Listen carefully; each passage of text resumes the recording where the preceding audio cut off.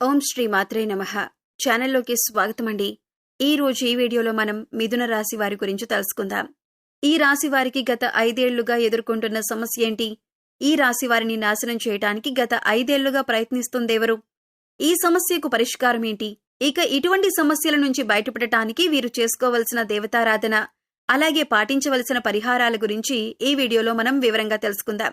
కానీ అంతకంటే ముందుగా మీరు కనుక మన ఛానల్ని ఇప్పటి వరకు సబ్స్క్రైబ్ చేసుకోకపోతే సబ్స్క్రైబ్ చేసుకొని పక్కనే ఉన్న బెల్ ఐకాన్ నొక్కి ఆల్ సెలెక్ట్ చేసుకుంటే మేమిలాంటి వీడియోస్ అప్లోడ్ చేయగానే ముందుగా మీకు నోటిఫికేషన్ వస్తుంది.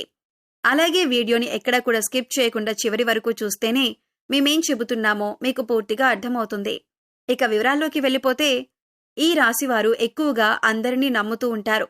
అందరూ మనవారే అని అందరితో తమ సొంత విషయాలను కూడా షేర్ చేసుకుంటూ ఉంటారు. ఇదొక రకంగా వీరికి చెడు చేస్తుందనే చెప్పాలి.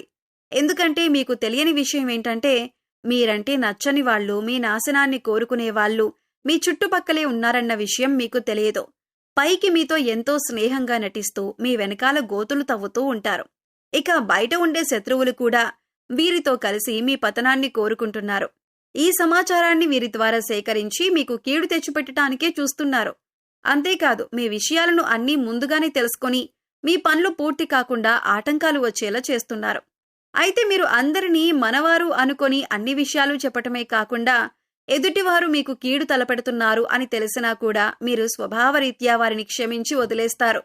మళ్లీ వారితో తిరిగి మామూలుగా మాట్లాడతారు. కానీ వారు మాత్రం మిమ్మల్ని టార్గెట్ చేస్తారు. ఈ విషయాన్ని మీరు గమనించాలి. ఈ రాశివారు దయాగుణం, దానగుణం, క్షమాగుణం అధికంగా కలిగి ఉంటారు. ఇటువంటి గుణాల కారణంగా మీరు శత్రువుల బారిన పడుతూ ఉంటారు.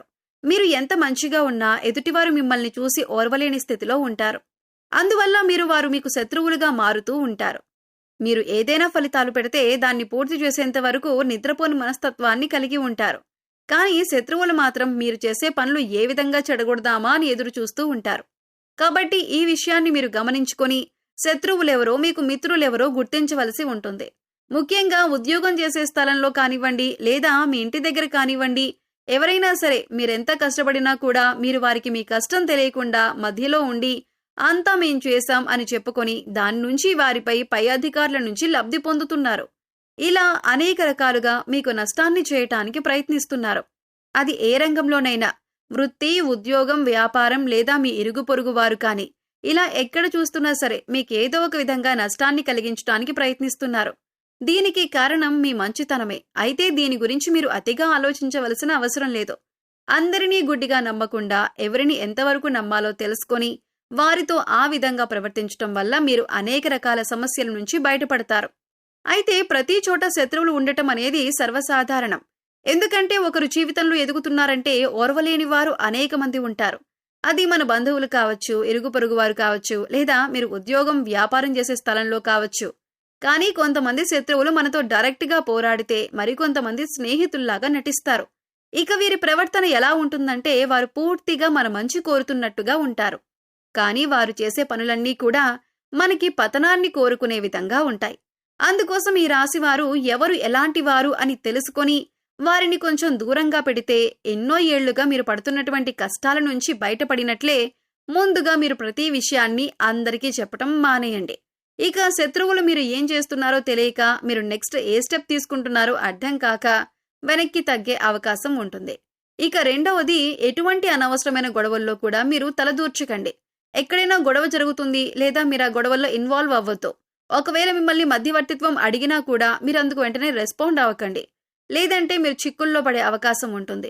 లేదు, నేను పరిష్కరించగలను అనుకొని మీరు గొడవ జరుగుతున్న ప్రదేశానికి వెళ్లి మీ అభిప్రాయాన్ని తెలియజేశారు అంటే అంతే. కానీ మీరు ఈ చిన్న విషయం చెప్పినా కూడా దాన్ని పెద్దది చేసి గొడవ మొత్తం మీరే క్రియేట్ చేశారు అనటానికి కూడా అవకాశాలు ఎక్కువగా ఉంటాయి. తద్వారా మీరు చిక్కుల్లో పడే అవకాశం ఉంటుంది. అందుకంటే దీనివల్ల మీరు అనేక పరిణామాలను కూడా ఎదుర్కోవలసి ఉంటుంది. ఎందుకంటే ప్రస్తుతం ఉన్న గ్రహస్థితి మీకు ఆ విధంగా ఉంది. అలాగే మరో ముఖ్యమైన విషయం ఏంటంటే, ఏదైనా నూతన వ్యాపారాలు కానీ, పెట్టుబడులు కానీ పెట్టేటప్పుడు అనుభవజ్ఞుల సలహాలు, పెద్దల ఆశీర్వాదం మీకు ఖచ్చితంగా ఈ సమయంలో తీసుకోవాల్సి ఉంటుంది. అలా కాకుండా మీ సొంత నిర్ణయం తీసుకున్నట్లయితే కనుక నష్టపోవాల్సిన పరిస్థితులు కూడా ఎదురవుతాయి. ఇక మూడో విషయం ఏంటంటే, మీరు ఈ సమయంలో ఎవరికీ డబ్బులు ఇవ్వటం అంత మంచిది కాదు. తెలిసిన వాళ్ళకి కానీ తెలియని వాళ్ళకి కానీ మీరు డబ్బులు అప్పుగా ఇచ్చినట్లయితే బదులుగా ఇచ్చిన అది ఆ సమయంలో మీకు తిరిగి రాదు అనే విషయాన్ని గుర్తుంచుకోండి. అలాగే మీరు డబ్బులు అప్పుగా తీసుకున్నా కూడా వడ్డీ ఎక్కువగా కట్టవలసిన పరిస్థితి ఏర్పడుతుంది. అందుకోసం డబ్బులు తీసుకునే విషయంలో కూడా తగిన జాగ్రత్తలు తీసుకోవాలి. రాతపూర్వకంగా డబ్బులు ఇచ్చి పుచ్చుకుంటే మంచిది. లేదంటే అనవసరంగా చెప్పిన మాటలు వినే అవకాశం ఉంటుంది. ఇక ఇటువంటి సమయంలో కూడా మీ శత్రువులు మీకు ఏ విధంగా ధన నష్టం కలిగిద్దామా అని ఎదురు చూస్తూ ఉంటారు.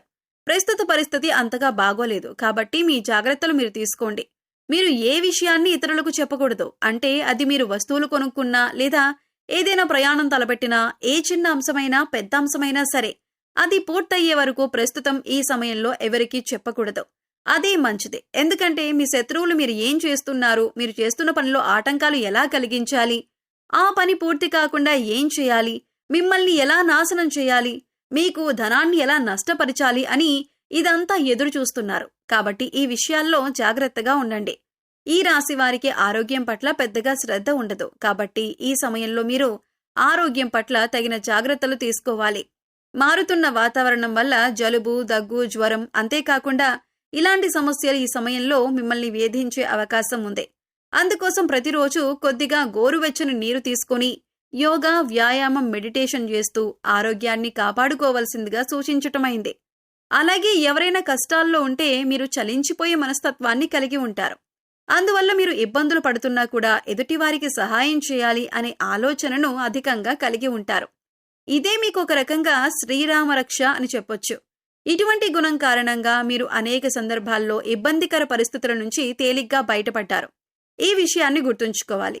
ఇక శత్రువుల నుంచి బయటపడటానికి అలాగే చేస్తున్న పనుల్లో విజయాన్ని పొందటానికి ఈ సమయంలో మీరు చేసుకోవలసిన దేవతారాధన అలాగే పాటించవలసిన పరిహారాల గురించి చూసుకున్నట్లయితే ప్రతి శుక్రవారం దుర్గాదేవి ఆలయాన్ని దర్శనం చేసుకోండి. వీలు కాని వారు ఇంట్లోనే అమ్మవారి దగ్గర దీపం వెలిగించి దుర్గాదేవి స్తోత్రాలు చదువుకోండి. ప్రతినిత్యం సంకటనాశన గణేశుని స్తోత్రం చదువుకోవడానికి ప్రయత్నించండి. ఓం గం గణపతియే నమః అనే మంత్రాన్ని జపించండి. ఇలా చేయటం వల్ల మీరు తలపెట్టిన పనులు, ఆటంకాలు అన్నీ కూడా చలించిపోతాయి. దుర్గాదేవి మిమ్మల్ని శత్రువుల నుంచి కాపాడుతుంది. ఇక ఈ సమయంలో మీరు పాటించవలసిన పరిహారాలు చూసుకున్నట్లయితే అనాథ పిల్లలకు, లేనివారికి అన్నదానం చేయండి. కనీసం ఒక్కసారైనా కడుపు నిండా భోజనం పెట్టండి. శనిదేవుడికి తైలాభిషేకం చేయించుకోండి. పశుపక్షాదులు, మూగజీవాలకు తాగటానికి నీళ్లు, తినటానికి ఆహారాన్ని అందించండి. ఇలా చేయటం వల్ల గత జన్మలో మీరు తెలిసి తెలియక చేసిన పాపకర్మల యొక్క దుష్ఫలితాలు తొలగిపోతాయి. సో చూశారు కదండి, గత 5 సంవత్సరాలుగా ఈ రాశి వారి ఇంటిని నాశనం చేయటానికి ప్రయత్నిస్తున్న శత్రువెవరు, వారు మీతో ఎలా ప్రవర్తిస్తున్నారు, మీరు ఎటువంటి జాగ్రత్తలు తీసుకోవటం వల్ల ఆ శత్రువుల నుంచి బయటపడొచ్చు, అలాగే ఈ సమయంలో మీరు చేసుకోవలసిన దేవతారాధన అలాగే పాటించవలసిన పరిహారాల గురించి ఈ వీడియోలో మనం వివరంగా తెలుసుకున్నాం కదా. ఈ వీడియో మీకు నచ్చినట్లయితే లైక్ చేయండి. మీ ఫ్రెండ్స్ అండ్ ఫ్యామిలీ మెంబర్స్లో మిథున రాశి వారు ఉంటే వారితో ఈ వీడియోని షేర్ చేసుకోండి. కానీ అంతకంటే ముందుగా మీరు కనుక ఇప్పటి వరకు మన ఛానల్ని ఇంకా సబ్స్క్రైబ్ చేసుకోకపోతే వెంటనే సబ్స్క్రైబ్ చేసుకోండి. అలాగే పక్కనే ఉన్న బెల్ ఐకాన్ని కూడా క్లిక్ చేసేయండి. అలాగే బెల్ ఐకాన్లో ఆల్ అప్డేట్ని కూడా సెలెక్ట్ చేసుకోండి. ఇలా సెలెక్ట్ చేసుకోవటం ద్వారా మేము చేసే ప్రతి వీడియో అప్డేట్ మీ మొబైల్కి ముందుగా నోటిఫికేషన్గా అందుతుంది. మరో చక్కటి వీడియోతో మళ్ళీ కలుద్దామండి. ఓం శ్రీమాత్రే నమః.